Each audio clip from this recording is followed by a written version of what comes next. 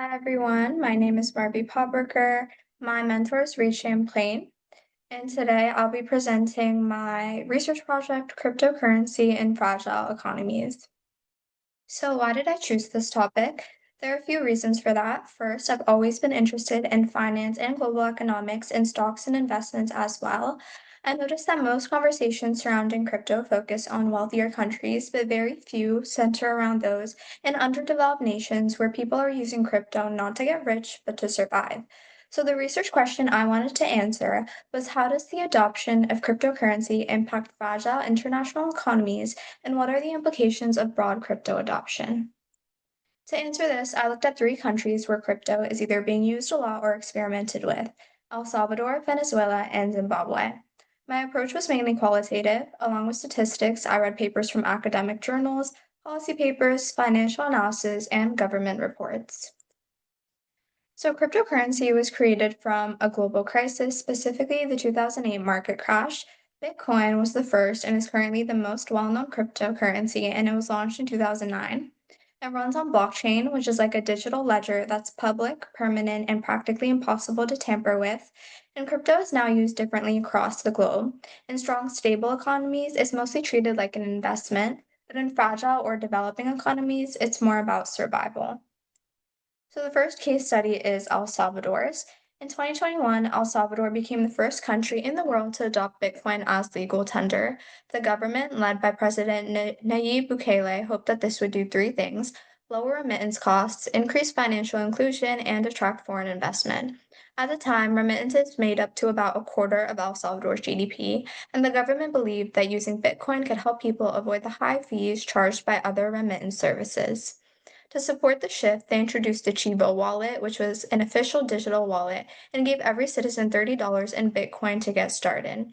The reality didn't match the expectations. Surveys found that over 90% of Salvadorans didn't even use Bitcoin, and only about 1.6% of remittances were sent through Chivo wallet. Many people also didn't have access to phones or the internet. And again, a major goal was to attract foreign investment, with the president promising things like building a Bitcoin city powered by the country's volcanoes. However, Bitcoin's price volatility has made businesses and many other people hesitant to adopt it. The second case study is Venezuela's. Starting around 2018, the country experienced hyperinflation so severe it reached 1 million%, making the bolivar, the national currency, practically worthless. At the same time, US sanctions restricted Venezuela's access to the global banking system. In response, many Venezuelans turned to Bitcoin and stablecoins as lifelines. Unlike Bitcoin, which is volatile, stablecoins like Tether became more popular because they're pegged to the US dollar. Peer-to-peer exchanges like Binance P2P and local Bitcoins, those are just two examples, became important platforms where people could directly trade crypto. By 2019, Venezuelans accounted for nearly 10% of all local Bitcoin transactions, and the country had one of the highest crypto transaction volumes relative to GDP in the world. The Venezuelan government tried to regain control by launching Petro, which was a state-backed cryptocurrency tied to the country's oil reserves. However, the Petro failed to gain traction. Ironically, though, its introduction made Venezuelans more comfortable with exploring other crypto platforms. There are barriers to access similar to El Salvador, like poor internet access and limited financial literacy. The government has also taken conflicting stances, at times encouraging crypto and at other times cracking it down. Some Venezuelans also had their bank accounts frozen after making crypto-related transactions. Lastly is Zimbabwe. In 2008, hyperinflation peaked at 89.7 sextillion%, completely wiping out the value of the Zimbabwean dollar. This led to widespread cash shortages and banking restrictions. As a result, many Zimbabweans began using Bitcoin and stablecoins to store their savings and make transactions, especially during other times of crisis, like in 2017 when inflation hit 50% again. Peer-to-peer platforms also became important, especially in rural areas where financial access is limited. The Zimbabwean government, however, took a cautious stance, banning crypto transactions in 2018 before later exploring the idea of a central bank digital currency, and this back and forth approach created confusion in the country. Overall, there are benefits to crypto, which is why so many countries are thinking about adopting it. First, it promotes financial inclusion. In countries where banking services are unreliable, crypto provides a way for people to store, send, and receive money without needing a traditional bank account. According to the World Bank, nearly 1.7 billion adults are unbanked, and crypto can help close this gap. Second, it allows for faster and cheaper remittances in nations like El Salvador, again, where remittances make up a huge share of the GDP, but traditional services charge high fees. Crypto transactions can cut out middlemen and lower those costs significantly. Third, crypto acts as a hedge against inflation. It gives the country some control in situations where their national currency is losing value. And lastly, crypto allows job creation and innovation. The industry is expanding with high demand for roles in blockchain development and cybersecurity, and reports project over 1 million blockchain related jobs by 2030. Although there are benefits to crypto, there are also many risks. Crypto prices can swing wildly in hours, unlike stable national currencies controlled by central banks. While blockchain promises transparency, crypto fraud is also a huge problem. In 2021 alone, people lost over $80 million to scams, with total fraud losses exceeding $1 billion in 2022. Crypto mining uses huge amounts of electricity, leading to environmental costs.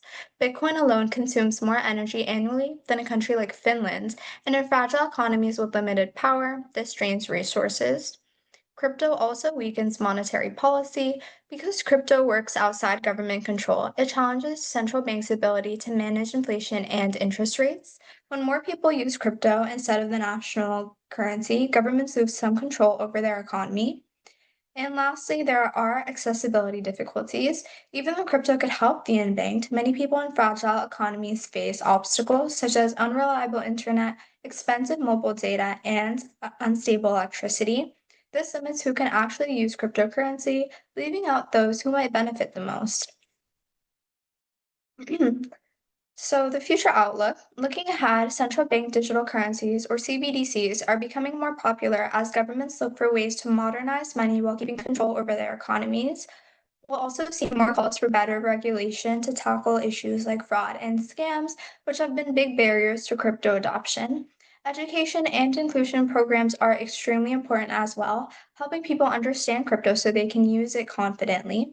And overall, the global adoption of cryptocurrency is happening, but it's happening cautiously and at a very slow pace as countries weigh both the benefits and risks before fully committing. Now, my findings, I would say crypto is not a one size fits all solution. I found it works far better for individual savings and remittances than as a full national currency. For example, people can protect their wealth or send money abroad with fewer fees, but making it a legal tender like El Salvador tried can expose a whole economy to major volatility. Fragile economies often see the best results when crypto is introduced in small doses, complementing existing systems rather than replacing them entirely. And finally, public trust is the major deciding factor.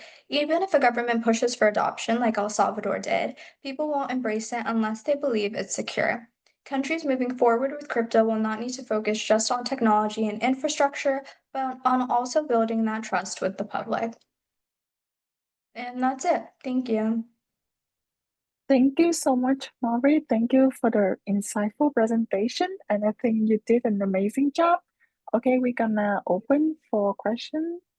Uh, so we have one question in the Q&A box. Why, in your opinions, do you believe crypto is so volatile? Hmm.